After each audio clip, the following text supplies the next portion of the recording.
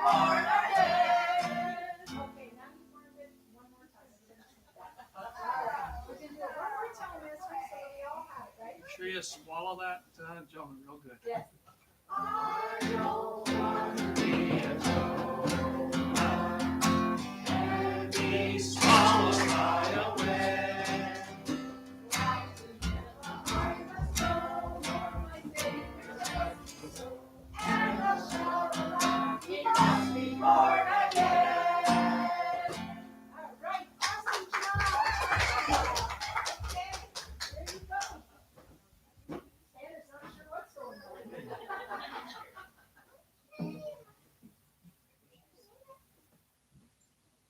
By the way, till my broken finger gets sorted out, F is the absolute worst key to make my hand sore. Oh, please, not F.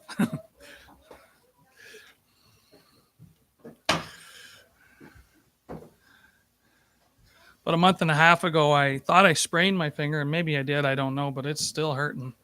A month and a half, almost 2 months later now.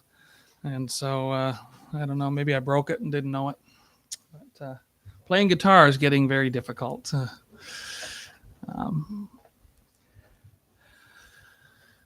But then what is life if you don't have a bit of trials? If that's the worst thing, it's a long way from your heart, as they say. Last week, for those of you that were here, we shared a message on the infilling of the Holy Spirit, the leading of the Holy Spirit, and the empowering of the Holy Spirit, both in the early church, and then I mentioned how that God has poured out his Holy Spirit in similar ways in more recent history settings, including in my life. But later, after that, I was asked if I could share some teaching on how one might prepare themselves, because I was talking about if you really want God to give you a fresh outpouring or an infilling of the Holy Spirit, whether you've had that before and you want to have that again, or you've never experienced that and we're curious about what that might be like. We talked about, taking some time to seek God between maybe now and camp. Not that camp is the be all end all. And as somebody mentioned, they really felt like God has been already moving, and that it's something that we certainly have been talking about and praying into for a while. But how does one prepare?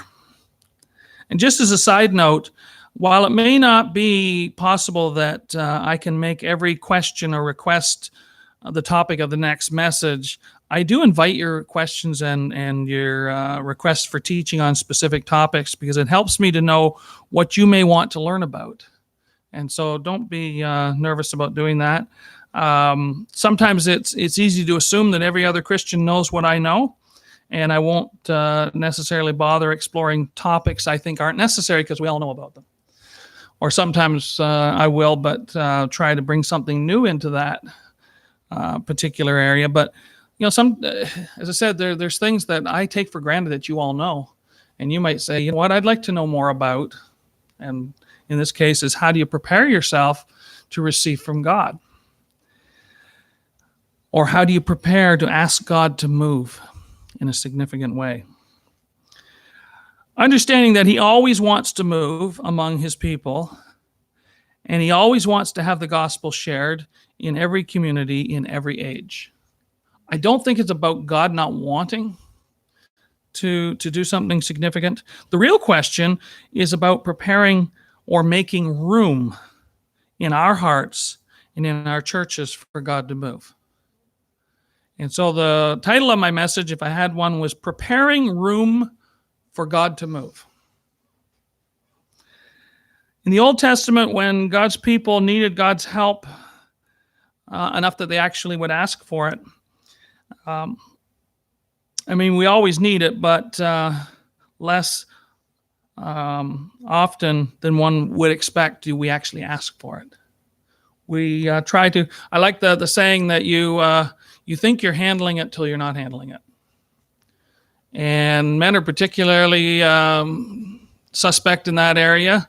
We, I got this, and then they don't got this.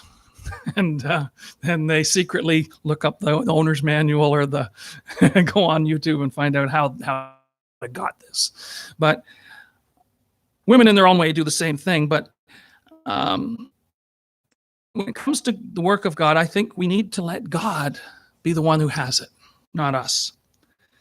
So in the Old Testament, when people needed God's help, we see at least one pattern emerged that might be helpful